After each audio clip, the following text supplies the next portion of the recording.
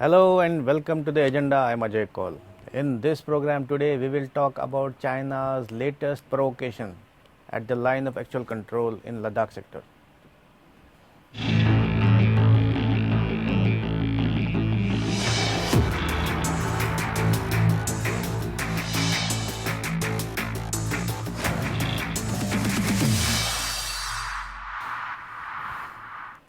It's now more than 1 year since the military standoff began on the Ladakh border after Chinese aggression.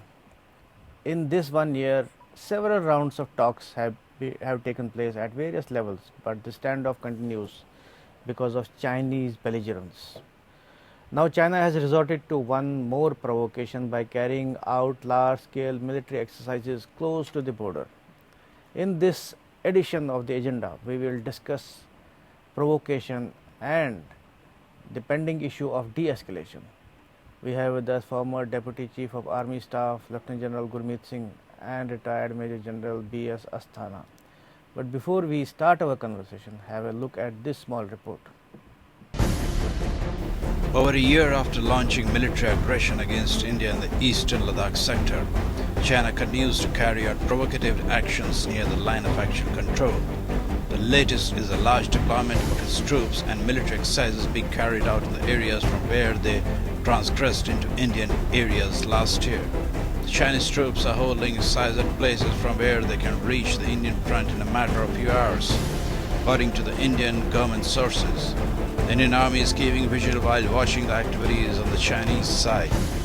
Not only the military exercise, the Chinese People's Liberation Army is also building infrastructure in areas which are about 75 to 100 kilometers from the Indian forward locations at some points. Besides, the PLA is deploying new advanced weapon systems including long-range digital rocket launchers and armored vehicles equipped with howitzer in mountainous region clearly directed at India. This comes even as 1 year has passed since the Chinese military launched aggression on the Ladakh border in an attempt to change the status quo on the LAC. Several rounds of talks have taken place at various levels, but China refuses to budge even though disengagement was carried out in Pangong Lake area in February. India has made it clear that disengagement at all the friction points is necessary for de-escalation of tensions and normalization of relations. Here report. Now, let's welcome our guests, Lieutenant General Gurmeet Singh and Major General B.S. Asthana. Welcome to the program, both of you, sir. So, I'll first go to General Gurmeet Singh about Chinese military exercises close to the Ladakh border, even as the standoff continues. So, do you think it is a provocative act by China? Definitely, if we look at the state of things in East Ladakh, exactly 1 year after they had enhanced activities in East Ladakh, it is back to square one almost, but with a little difference, in the sense that the Chinese, after having had mutually between both the sides 11 meetings at the military level, and we completed 21 meetings at WMCC, although some of them have been for the East Ladakh. But the key point is that the Chinese have already rotated their troops. They are in the depth area, about 75 to 100 kilometers from the LAC. They've been carrying out the exercise, the recent exercises which have been done. In fact, I would say that not focusing on steps ahead of the phase one of disengagement and not trying to de-escalate and de-induct from this area, they have chosen in this time, which is the training time and the conflict time, to hike up the exercise is definitely a provocation. There is no doubt about it. In fact, I would say that it seems from what the Chinese are doing, they want to retain this leverage of their additional troops in this area opposite Eastern Ladakh. Apart from that, they want to use it as a deterrent. Actually, it is a threat in being. It is a conflict in progress. I would say that at no other place, like all the places where it started off its belligerence, expansionism, and their type of heightened activity since April, or I'll say since March, April last year, there is no change. Yeah. Be it South China Sea, in the new Cold War with the US, South China Sea, East China Sea, Taiwan, Philippines, and also in East Ladakh. It seems that China continues to be on the path of belligerence, expansionism, and in the area of provocation.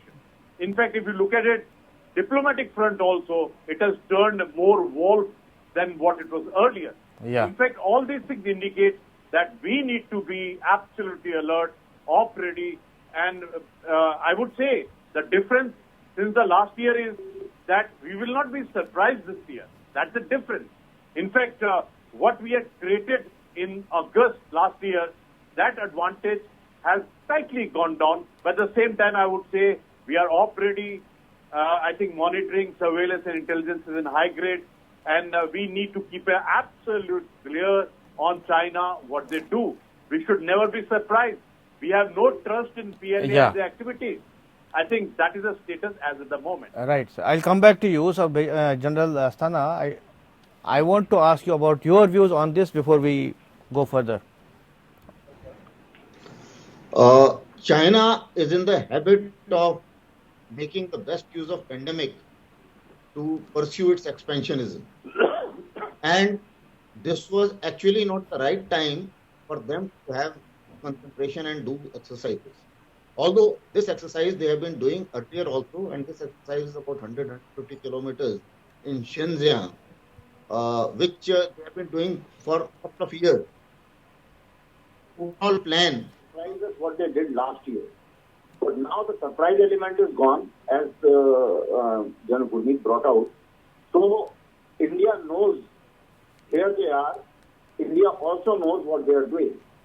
So therefore, our responses are appropriate, and we are in a position to take on whatever they want to do with us in that area. Right. The second part is certainly the disengagement is not complete. The standoff is still on. The de-escalation was supposed to follow the disengagement, provided they would have gone back from Gogra, Spring and Depsang area in the manner in which it was agreed upon. Now that they have not done it, there are various options which need to be exercised. And therefore, a broader picture is emerging, whether it is in terms of the navies operating with other navies, whether it is in terms of Quad getting strengthened, whether it is in terms of the economic cost which is being put, like Huawei has been put out of the contract procedure.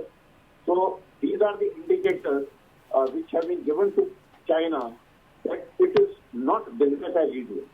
What China was trying was that after the disengagement from Panjongso, they were trying to tell us that, okay, now it is business as usual, you accept this, and as far as they are concerned, they will go and tell their public, no, their Chinese have almost achieved the 1960 trend line. The Indian side has clearly communicated to them that it is not business as usual. They will have to continue disengagement.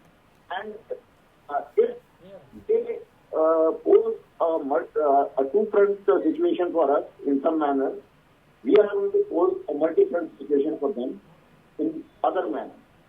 In that multi-front, certainly a large number of actions which have been taken in South China Sea, in some of the smaller countries in the Indo-Pacific, they have also come out in open, and they have also challenged the might of China, which has not been done earlier.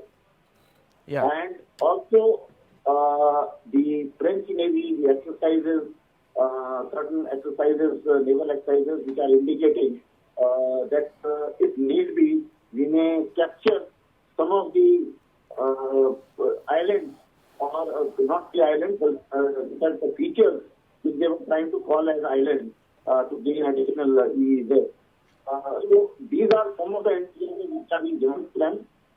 No doubt that we are engaged in pandemic a big way, but the fact is that Indian Army is always ready for adversity, and we stand. In fact, there is a saying, most of the officers there are infantry officers. There is a saying that we all do commando course, mushkil waqt commando ka. Yeah. So as far as Indian Army is concerned, our metal is tested only when the nation is in dire need. Now today the nation is in dire need. Certainly, there is a cyclone going on, which some portion of the defense forces and NCRF is managing. Yeah. There is COVID going on. There, I think all the services are also involved. At the same time, there is an eye on China, so therefore there is a minimum requirement of certain kits which are already there as well as certain results. So they have also been placed there. So we are taking all challenges head on, and we will continue to do so. Yeah, we are taking on the challenges, but General Gurmiji, I come to you. What you talked about leverage, that China may be doing it for leverage. But do you think they still don't have leverage? Because see, they have not been pulling back troops from various friction points. Pangong Lake, they did particular. I feel that because it suited them, because we were at an advantageous position. So rest other things, they are not in mood to relent, and they are there. So what do you say? See, Ajay, some of the leverages and advantages which they had in April of 2020, they had the element of surprise, they had deception with them, and they had the liberty of dishonoring the agreements that they had with India. They had dishonored 5 agreements with the India. So they had this nuisance value and the ability to dishonor the agreement. But today the scene has changed. After what the Quad has come out with, I think US, India, Australia, Japan, they are absolutely on one note as far as China contest is concerned. Apart from that, the US-Indian defense cooperation and integration is also on a very high plane. In fact, it has crossed many levels since the last April. Apart from that, the Indian armed forces, their upgradation and all the resources which they needed for themselves has also been brought in. And in this, Russia, US, Israel, they have been a big factor. Apart from this, since April last year, the integration, jointness and oneness of Indian Army, Navy, Air Force, and the integrated approach on how to take on China is also much brushed up and refined. I would say the Indian armed forces morale is very high. Apart from that, India as one, from governor's point of view, all elements of power, whether it's diplomatic, economy, technology, or as the public as one, they're all into one integrated package on this China threat which is there. In fact, I would say that since last April, even the Pakistan collusiveness card of China has also got eroded because Pakistan has slided down in its being as a force. They are having massive problems themselves. And I would say from every calculus, the leverages and the deterrence which China had last April, they've been eroded. And at the same time, now they will not have the benefit of this treachery, deception, and surprise which they exploited last year, because these things cannot be tried again and again. India has got no trust on them, and that's the reason that Indian armed forces are absolutely ready for any challenges and I will say contingencies. Right. Apart from that, despite the COVID, 99% of Indian armed forces is in absolutely fit and healthy state. And we have given priority for this vaccination and health and other logistic and functional efficiencies as far as East Ladakh is concerned. I'm definite about it. What was given to them, a bloody nose on 15th of June in Galwan, the next one will be even more bloodier in case they attempt anything of this nature. Right, I am sure about that. Indian Army will give them a emphatic reply if they do anything. But at the same time, General Asthana, I come to you. You also said that Army is ready, and I believe that Army is ready. But at the same time, see, it stretches us out. Our armed forces are stretched out now. So we had this deployment, continuous deployment on the LOC for all these years. LAC was kind of no deployment. Now we have a deployment, full-fledged deployment, tens of thousands of soldiers plus assets, etc. are deployed there around the year now. So does it not stretch us out? I mean, armed forces. See, armed forces are attuned to such kind of hardships in the manner that we have adequate forces. Others side as well, that is in the planes as well as in the cruise stations, which are engaged. If need be, now that the COVID situation seems to be slightly improving, there may be some more troops available.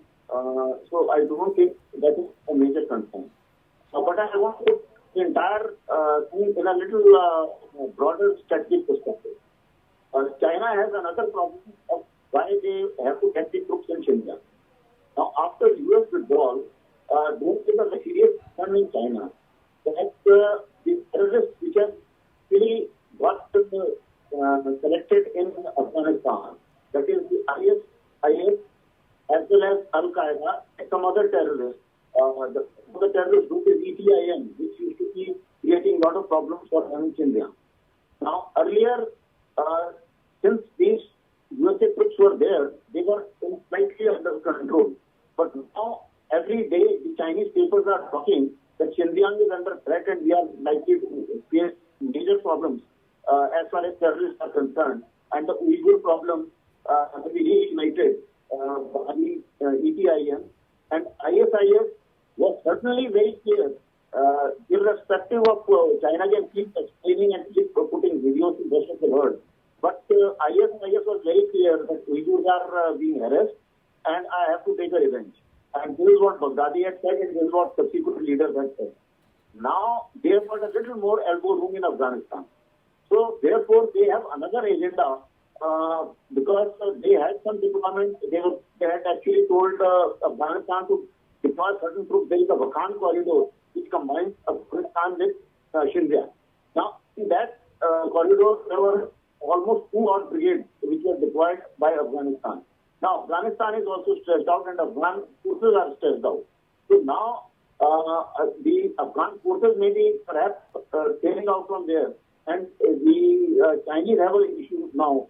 So therefore, whatever troops they have brought there is an agenda to secure Xinjiang as well. Because Xinjiang is the hub of the Baltic initiative. Right. So, notwithstanding that, we will not take it as a face value. The fact is, we let's hypothetically assume, and I'm sure our senior leaders and our military commanders who are there on the spot, they will assume that the entire force which has come there may come against us. And we will have to prepare our responses accordingly. So, we will not leave anything to chance. The surprise is achieved only once. It can't be achieved again. Yeah, again. right. So, we had to stop here for a short break. We'll be back and resume the discussion on China's provocation. So, Lieutenant General Gurmeet Singh, I come to you about what I was asking earlier about has LAC become LOC, and also about leverage. I continue to ask that because the leverage we had before maybe Pangong Lake disengagement, I think maybe we have given up that. So, what do you say on these things? See, firstly, I would say that there is no problem in creating leverages. What you need is a strategic perception and strategic decision. Leverages can be created anytime. There is no problem. So there's no point repenting or trying to comment negatively on what we did. Learning from that. Absolutely. It was required for the phase 1 because it was the first time in the history of China that they went back from the place where they went in for expansionism and for attack. So I think it was a massive victory for India. But now, let me tell you one thing, how China is provoking at the moment. China not carrying on ahead of the phase 1 of disengagement is a provocation in itself. China not having taken out the troops from there, not having gone to the chapter of de-induction and de-escalation, that's a provocation. No, on the other hand, they are building fortifications there. So they are in no mood to go back. Absolutely, I totally agree with you. And let's not forget one thing from the long-term perspective. What all that activities that they are doing in the East Ladakh is in the area which legitimately belongs to us from the sovereignty and territorial integrity point of view. They are in the adverse position of 38,000 square kilometers, which legitimately belongs to us. That should not be forgotten from the long-term perspective. So, therefore, I think now that our steps which are on that we've taken, firstly was the disengagement, then de-escalation and de-induction. Apart from that, also, when we look at the areas where the friction points still remain, maybe not as tough as the North Bank and the South Bank was there. Hot Spring, Gogra Heights, Depsang, Damchok, CNN area. And I would say that it is not, when we look at the Depsang bulge or the Depsang area of difference, then it is definite that this cannot be resolved by military level talk or even by diplomatic level talk. It will have to be done at much higher level, at the political level, at the leadership level, because when Prime Minister had visited China in 2015, he had requested the Chinese at that time, he had suggested to them that we should reopen or restart the LAC clarification exercise, which has not been done by the China. I think that's the step we got to take. Instead of going in for the LAC clarification, they have chosen for themselves 1 year after what happened in 2020, that they have chosen to continue in that area, build up in that area, carry on the training, and keeping this leverage of surprise with them. But they should be, I think they are actually vitiating the environment, and this is a pattern that they have followed for the entire world. In fact, today the realization which is there with the Philippines, realization which is there with the Bangladesh, and the way Pakistan is bending backward at the cost of its own self-destruction, I think the world has learned one thing very carefully, very intently, after the world has lost 33 lakh global citizens, that it is China which is the root cause of this COVID and effect thereof. Instead of cooperating in investigation, origins, against all those pressures, they want to keep these leverages. That's the way I personally appreciate this situation. Yeah, sure. So, General Asthana, I come to you about what I was talking about Pangong Lake disengagement. So, we have given up the Kailash Heights, what we had advantageous position at that time. So, shouldn't we, if we look back, because considering the deceptive nature of China, shouldn't we have, argued that there should be disengagement across board, at all friction points, not only Pangong Lake? What do you say? Certainly, the disengagement should have been in all the friction points. There is no doubt about it. And accordingly, the negotiations were done. Now, notwithstanding the negotiations part of it, because that is history now, we have to take it from where we are now. I would like to highlight two things. One is that sometimes you lose the bigger picture for a small tactical gain. Right.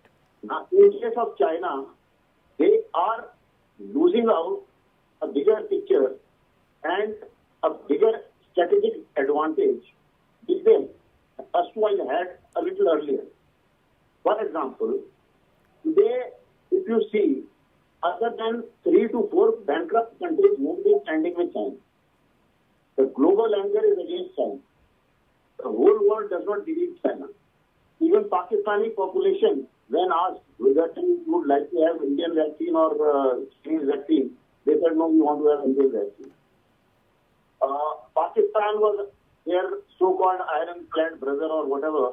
The fact is that they are in a state of economic collapse almost. Similar is the case with the other countries which they are claiming to be in their favor, like Iran. Iran has its own problems and involved a number of people. Secondly, lot many people talk about China-Russia engagement. Now you see, whatever has happened in Ladakh or in South China Sea, Russia has not contributed anything to Xi Jinping's aim. President Putin is not the man who will change Xi Jinping's gene. And similarly, when it comes to Ukraine, China is not the one which is going to chase Putin's dream. Yeah. So therefore, their relationship is also conditional. Yeah. Because both of Russia is suffering sanctions from West, and they have a common adversary in terms of the United States. Right. China. So basically, as of today, nobody is standing with China. So the problem is that people are decoupling. China can see it coming. Yeah, but but nobody. Yeah, we have to conclude. Yeah, General Sastana, we have to conclude. Yeah. So China, as you mentioned, that nobody is standing with China, but Chinese belligerence continues, and I think that aggression continues. I mean, it increases day by day. But India has to be watchful, and I guess India is taking measures to counter the China threat. But I thank you, both of you, for participating in this debate today. Thank you, Jayan. Thank Jayan. This is all in the agenda today. Thanks for watching. I'll be back with another important topic tomorrow. Till then, goodbye.